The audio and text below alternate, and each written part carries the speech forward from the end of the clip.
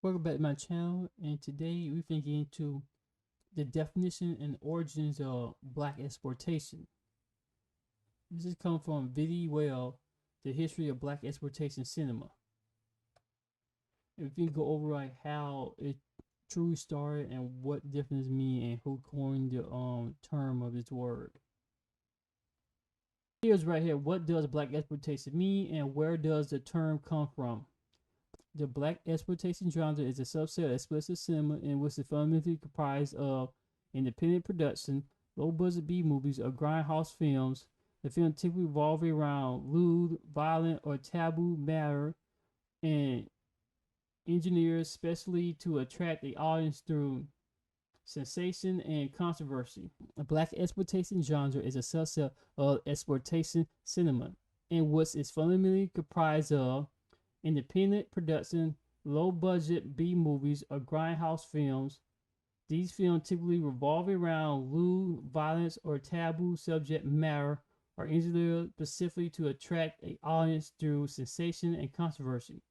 Black exploitation films feature black actors in lead roles and typically center around African Americans overcoming oppression, antagonists, and generally white authority figures, referring to none other than the man. More often than not, the protagonist is a black exploitation films were outlined as stereotypical characteristics such as pimps, pushers, prostitutes, or bounty hunters, but at their core promoted a message of black empowerment.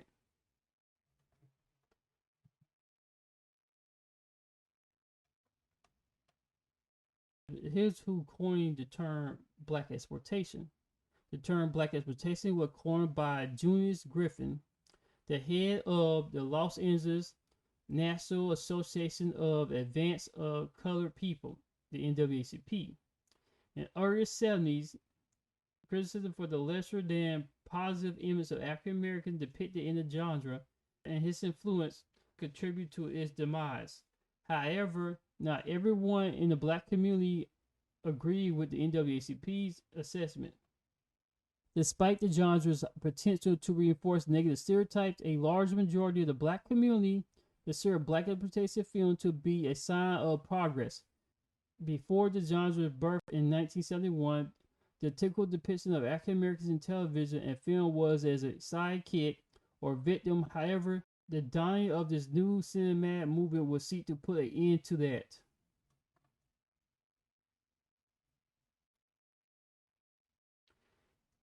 Yeah, but you actually watch a lot of black exploitation cinema, the movies actually do so, like, Superfly and, well, was it the Mac?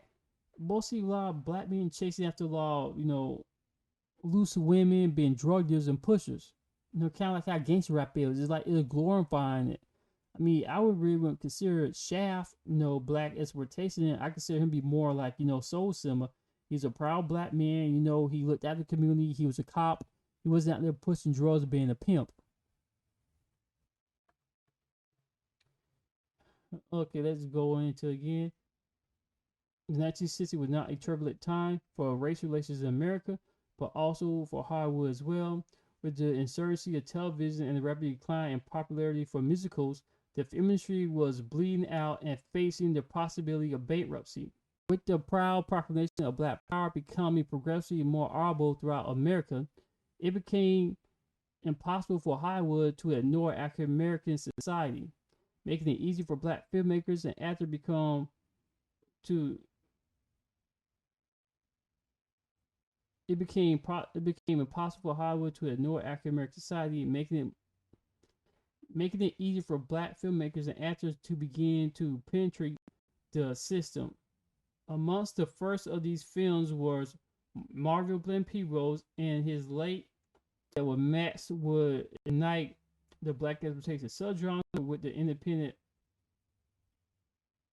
Francis featured Sweet Sweet Badass song was he wrote and directed, produced, edited, and starred in addition to compose the film score.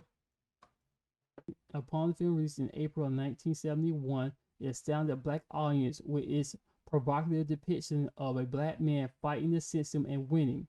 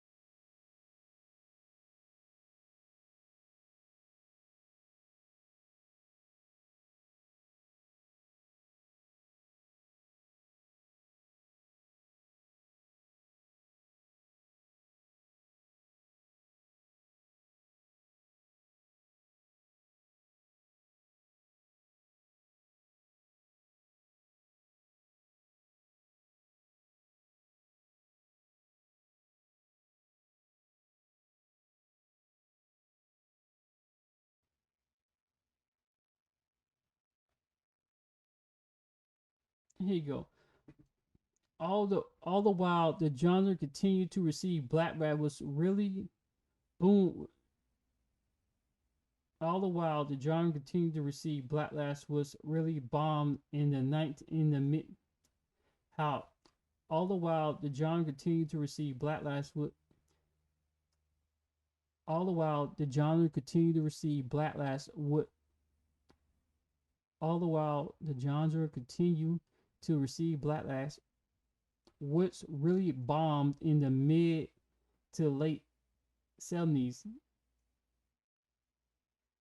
All the while the genre continued to receive backlash, was really bombed in the mid to late 70s. The NAACP continued to criticize the studio for its negative stereotype perpetuated by the genre and its tendency to reinforce white stereotypes about black culture.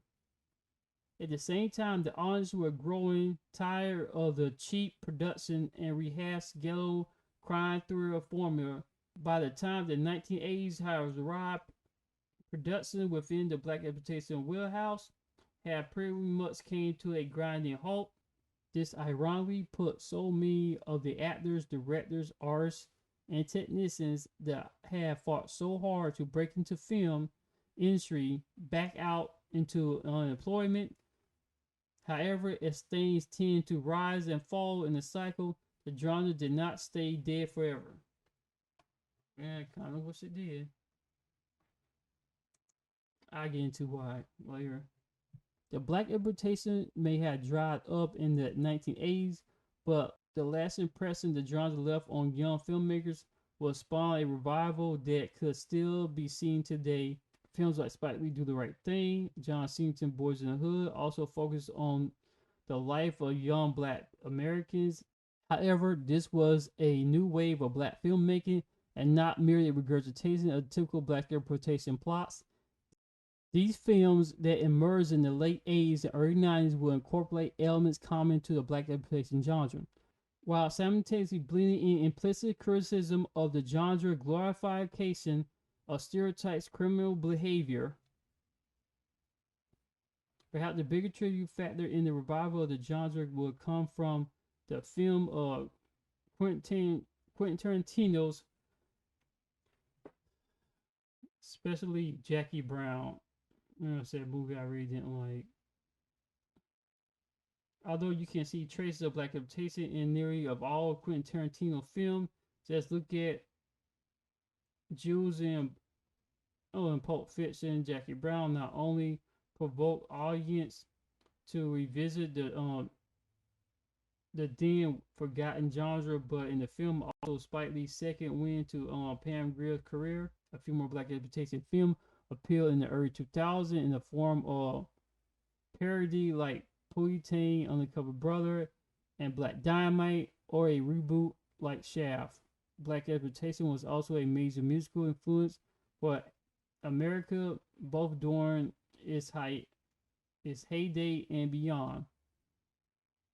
The attitude of the genre will make a lasting impression on the hip hop movement. Tupac, in particular, cited the black exploitation film of the 70s as a major influence of his life and music. Ruby Ray Moore's black exploitation character Dolomite, who used a rhyme in his dialogue, is even cited as one of his earliest predecessors to hip hop. The genre continued to kick ass today and while likely continue on strong, considering the popularity of Luke Cage and the modernization remake of Superfly coming later this year. Michael Jai White also dropped a trailer for the follow-up to Black Dynamite, which will release this year. Given the current political statement of America, it's a perfect time for the genre to make a comeback. What do you think? Do you enjoy black exploitation films? Blah, blah. We can get into what the word exploitation means, because apparently a lot of black people don't know what exploitation means.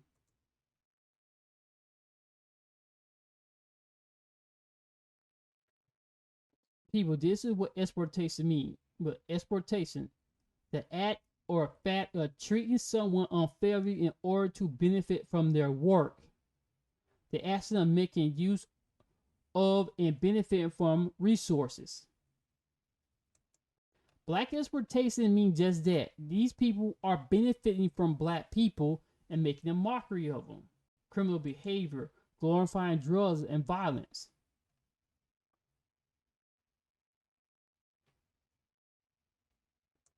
Think about it. Exploitation, that's what it means.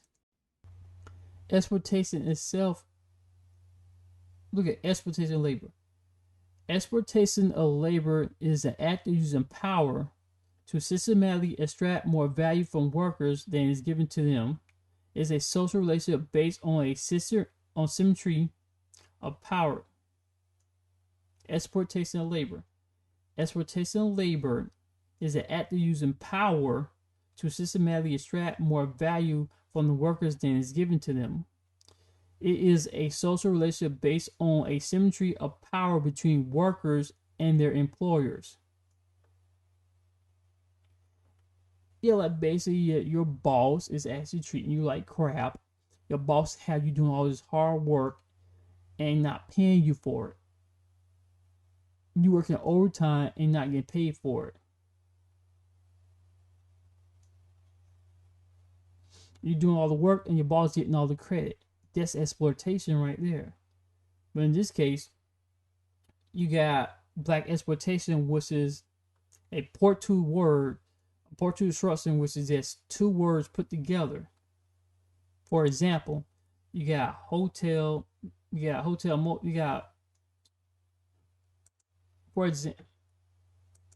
for example, motel, which is as motor and hotel put together, which is a Portuguese construction. And what they tell you, that's how I tell you, there's two existing words put together.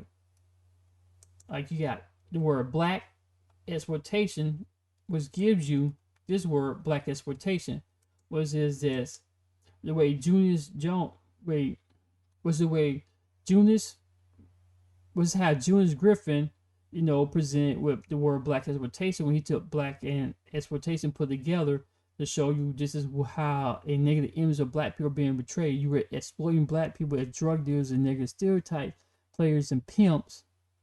Women and black women very hypersexuality, which is showing black women being very hypersexual, and got everybody making think it's the norm. You're exploiting black people like that and creating the next generation of black people acting stupid, like so-called love and hip hop. That's black exploitation. What they doing? Showing black people fighting, acting fools, all for ratings to keep their shows, they keep their networks up and going for ratings. Because you want to, you just show a positive image of black people like one-on-one. There was Moesha, there was the Parkers. Those shows were good. They didn't have no black exploitation on there at all. Nobody black got exploited. They had compelling themes, scenes and drama in there. You don't get that with these fake reality shows. You're getting black people being dumb, stupid. You got a whole lot of scripters to try and make it into the entertainment industry. Well, you could just do like most of the strippers, other strippers do. They go into the adult industry. I don't get that with these people. And I will be doing a whole segment on black exploitation and more examples and more topics on it. And like I said, most positive image of black cinema is called soul cinema. And you can actually Google it yourself. And see, soul cinema. See, that's most what people call like coffee, coolie high. A lot of the stuff is called soul cinema, but movies that portray black people being very stupid and ignorant. Like a new movie on Netflix called Trap. That'll be black exploitation. Showing black people drug dealers and parading around parading around like it's cool to be a drug dealer. Oh yeah, this glorifying stupidity. That would be knowing black exploitation. But I will show you more examples of it later on in this whole segment. I'm gonna create a series about it. So please comment, like, and subscribe to the channel for more.